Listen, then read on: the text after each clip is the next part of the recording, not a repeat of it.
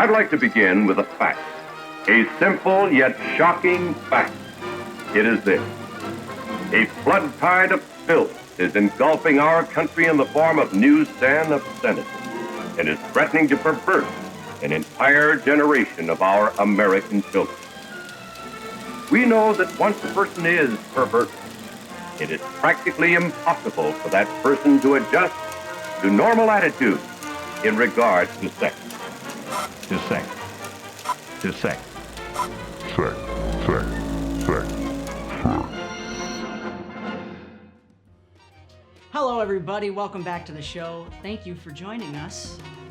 Alec, welcome to the show. We finally have you on. Thank you so much. Quarantine has kept us away from each other, This is but true. it could not stop us from getting here today. No, thank God.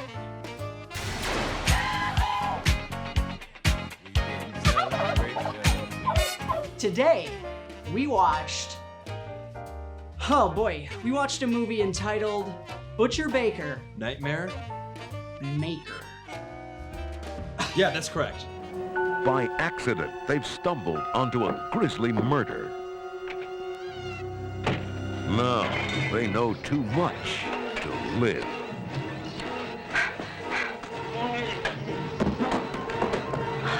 A chilling tale of a young boy and girl, innocent victims, now targets of a frenzied obsession with murder.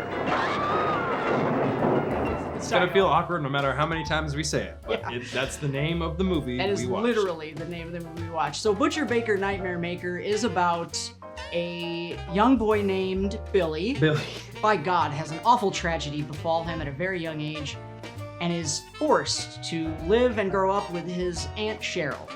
You know, it's funny because I thought that the movie was about a woman who really wants to her nephew. I guess it depends on your perspective. I didn't get that at all. Why would I ever want to lie to you? Yes, you did. No, seriously, this episode is gonna have a theme, by the way. It's gonna be about confronting the more awkward and inappropriate themes of sexuality. And we start off with quite a statement. So, Alec, what did you think of Nightmare Maker Butcher? Baker Maker.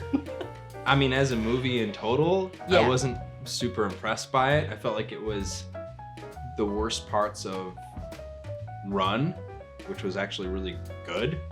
So this is Sarah Paulson's equivalent to me in this movie, and she just, I mean, I hesitate to say that she's bad because it was one of the only parts of the movie I enjoyed, but Yes, You know what I our mean? lead character, Aunt Cheryl. Our lead Cheryl and Yes, character. she is.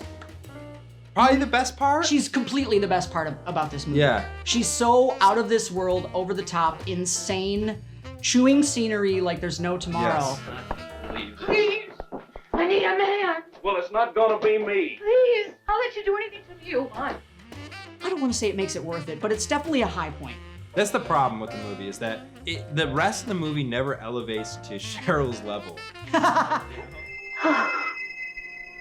feel so good. She's really the only redeeming quality of this entire film. The actress is the only redeeming quality, not necessarily for the right reasons. Actually, I got really bored by the center portion of the movie. Yes. It had some midline drag. The second act drags a lot. Second act drag for Yes. sure.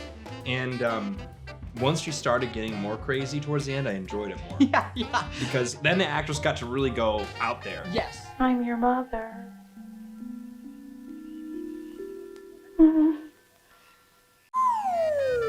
So in the beginning of the movie, she's just thirsting after her f***ing nephew. And it's so gross and so disturbing. This is within the opening scene. The opening scene involves Aunt Cheryl holding a young Billy, and she's immediately creepy with him. Then we go to what is maybe the greatest runaway car sequence in the history of cinema. yes. And they go on like a 5-minute careening adventure down a mountain, avoiding cars, curves, and certain death, up until the point Right, the best part of the movie. maybe the best part of the movie, where the husband is out of control and slides right into a giant truck that has a big log or pipe hanging out the back of it, and he gets completely demolished. I think the big problem with this movie is trying to do more than it can. Yes. Because I have a feeling the people who made it thought they could investigate this concept of this kind of semi-incestuous, abusive, like caretaker relationship. Yeah. But they were not capable of showing that in an admirable way or in a giving way. So instead, we just get this woman thirsting after her fucking nephew, and it's just disgusting. And seemingly no plot. So this is just scene after scene of awkward shit like this with nowhere to go. And usually you'd love that, but the content is so weird, it's disturbing. It's you don't know how to feel. And then it gets worse. Filthy pig! You think you got it all figured out, don't you? Well, you're wrong! So we've already established that she really wants to f her nephew. And we're freaked out about that, of course. And then we're talking and we're like, dude, Cheryl, please, get laid from someone else. F another man. Go for the man dick, get some repairman dick. Isn't that a fucking porno fantasy anyways? He fixes up your lines, he plugs your TV in, and then he plugs your holes. The guy comes in, you would think that she would just seduce him, go for it, it's all good. No, that's not how it goes. No. Look, lady, I'm just not interested, okay?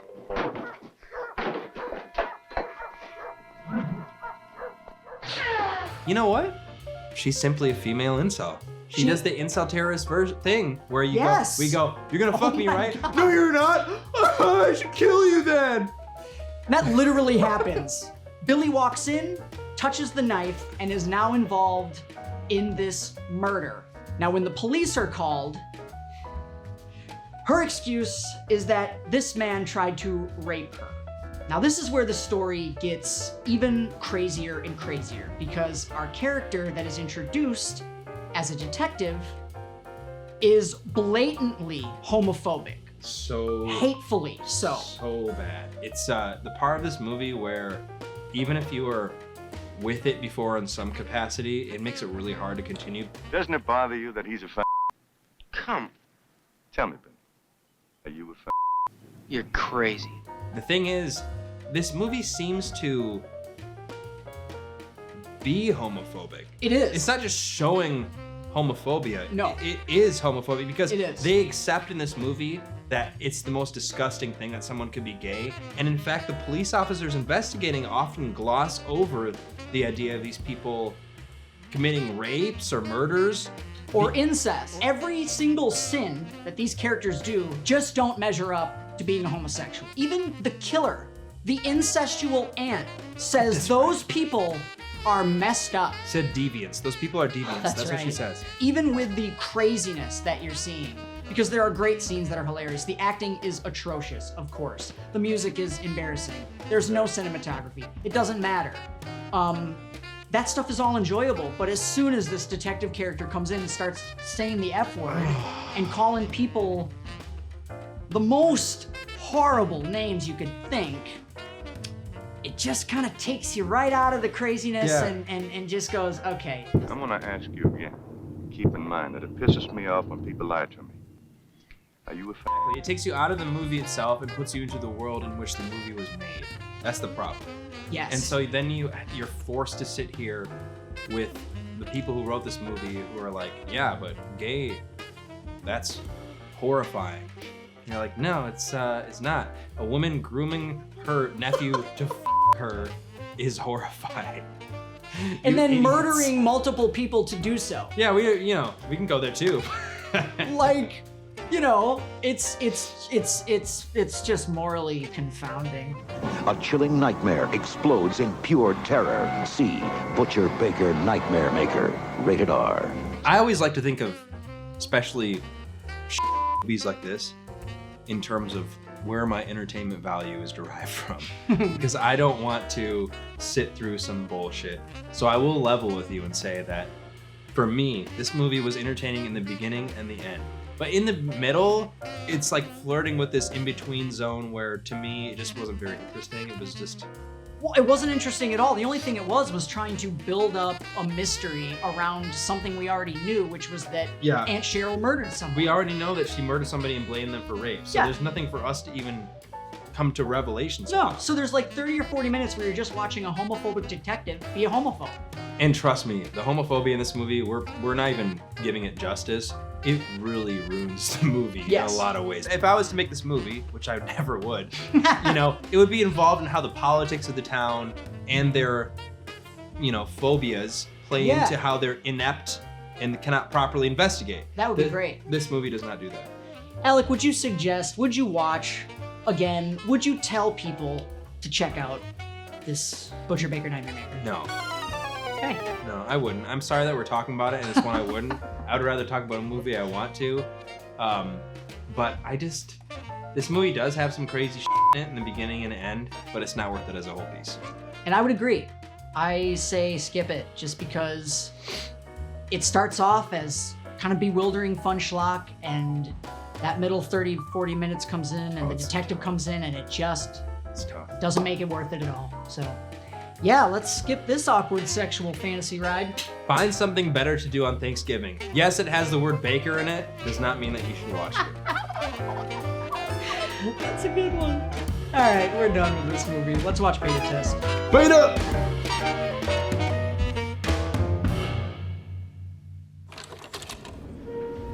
What are we doing here? A couple of weeks ago, I got a letter in the mail inviting me to a no-strings-attached sexual encounter in a hotel room. It's a pretty card, looked official. I don't know. I was stupid. I went. What? Dude, this is nuts. Alec? What did you think of the Beta Test? Well, I gotta be honest with you. I watch all these movies in different moods, and I'm always pretty transparent about how I have viewed them, you know? Yeah. So, you know, I watched Delta Delta Die with you. Grind your balls and make my lunch. I was in a certain mood for that movie. Mm-hmm. Now, I have to admit, I was a little too close to that mood for this movie, and I hated it. I didn't like anything about it. I could never be drawn into. I know it's so obtuse to say, but I really just like the performances, the writing. It just felt so like, it felt like I was trying to go to this like kind of edge that I didn't feel like was deserved in the movie, just even the style of it. And I just disconnected from it instantly, and I couldn't understand it. I could not connect with it, and therefore I hate it. It sucks ass. Okay, so this is great. So this is a failure, okay? So I can't use the language that I'd like to use to you right now because of the new direction that the agency and the country is going, so I won't. Okay. Now you ask me the same question. Even though I didn't really understand this, Tristan, what did you like about this movie? What do you think about it? Well, you're right. I loved it, first of all. I have the complete opposite opinion of this film, which is interesting for our show. This is going to be a first, Thank which God. is great, right? It's about time. So yeah, we are on the other side of the spectrum. I thought it was pretty damn near brilliant character study of narcissistic white males who don't get it and who think it's all about them and they're the victims. Are you doing this to me? No.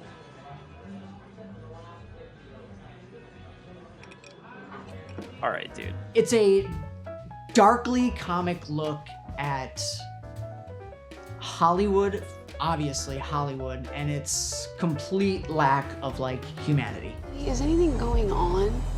We're getting married in like 6 weeks. If anything were going on, I'd let you know.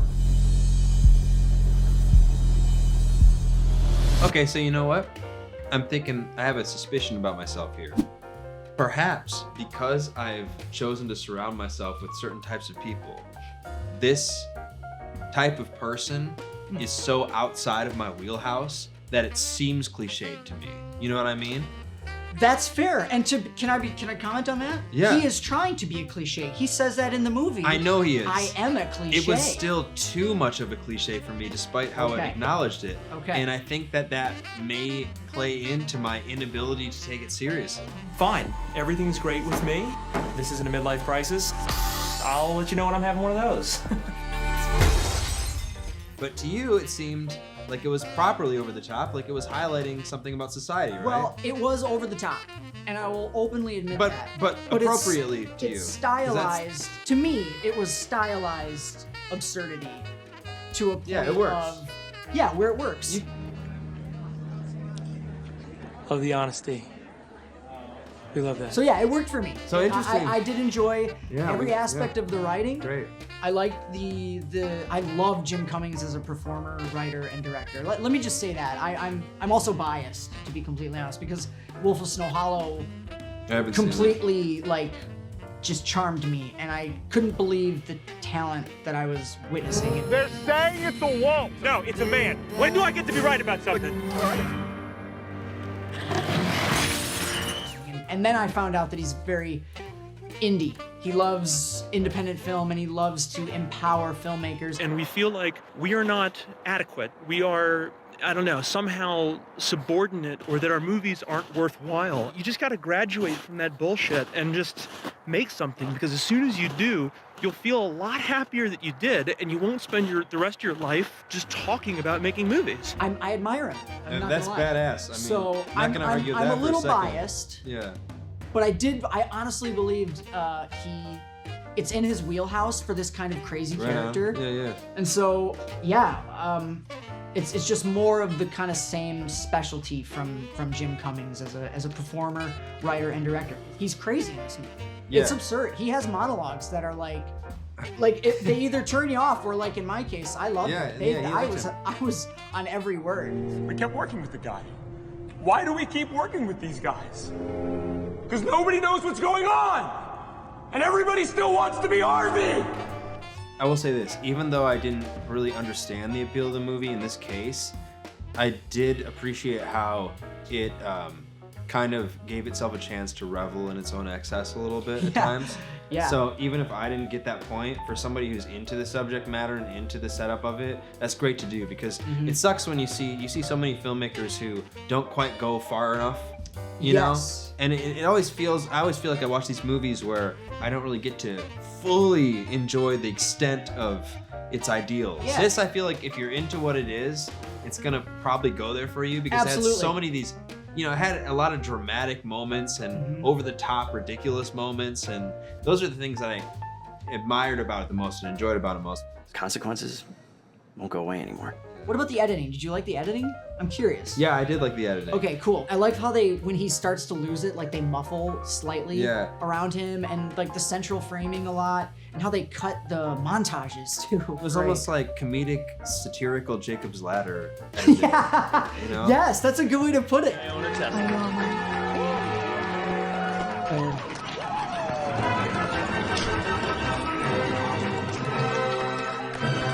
Yeah, because it's dark. There's such a dark tinge to everything in it. Yeah. Kaleidoscopic mirror world of creepy, I'm worried about my business, social issues stuff. Yes. To me, it's this manic charm that the whole movie has. The character does reflect it well, because he has his kind of fallbacks and his mannerisms and well-trained and practiced dialogue pieces that he's ready to whip up for people as a pitch, as a business pitch. But he's falling back on them to a pathetic degree. So the world is entering into this really exciting time of digital international growth, and we're a part of it. And the way that our team works, I feel like it could make... That's a great word for the lead character. I'm praising him as much as I can, but he is truly a pathetic character. He's very unlikable.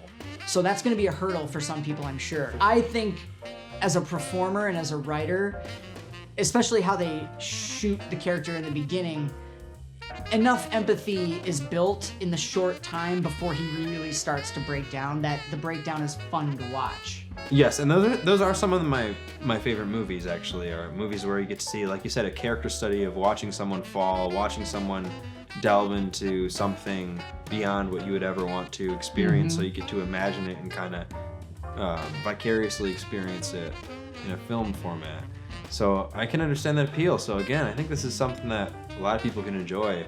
For some reason, I just Hey, that's all right. There's a character dynamic between him and his wife that's very interesting. I am honest. This is not one of your fake relationships. I am your fiance. Engage with me. And I will say, I think the movie is interesting solely for the fact that a character like this would have been celebrated like a decade ago instead of like put under the microscope in this way. So I think that's pretty cool too. It's kind of like Fragility, the movie. Is that the Bill Fragility? That's No, I mean just like White Fragility. There's a movie called Frailty with Bill Paxton. That's the one I'm thinking of. Yeah. It's a good movie. Maybe you just dreamed it. Maybe you're not right in the head. It's got Bill Paxton, of course. Yeah, of course it's great. God. A Butcher Baker Nightmare Maker. Oh, that's right. Roger, hold it. Pass the ball, man. Come on. Hey, that's a foul. Foul. Okay, couldn't make that movie good. See the connections here, folks? Fragility the movie. Yeah, absolutely. That's a great way to put it. Yeah, Fragility. White Fragility the movie. Let me get to the real point. Alec, would you suggest the beta test for people? No. I would. It's exciting. It's exciting. We're excited. We love it. We're excited. We're excited. We're all excited. Let's keep talking. Let's keep talking. Good luck with that. I don't know. I think maybe now is a good time we all take a break and reassess what it is we're doing here.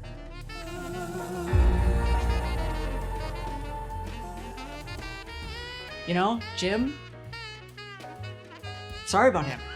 I'm sorry for me too. I try to get people on who will just kiss the ring. I will still watch other movies and develop opinions about those specific movies. Well, then This is fuck just it. one. Yeah, you can't win Jim them all, will be Jim. okay. You can't I'll win be them all, okay. Jim. All right, guys. Thank you so much for watching. Carve yourself up some content. Pour some cranberry sauce of suggestion from the algorithm.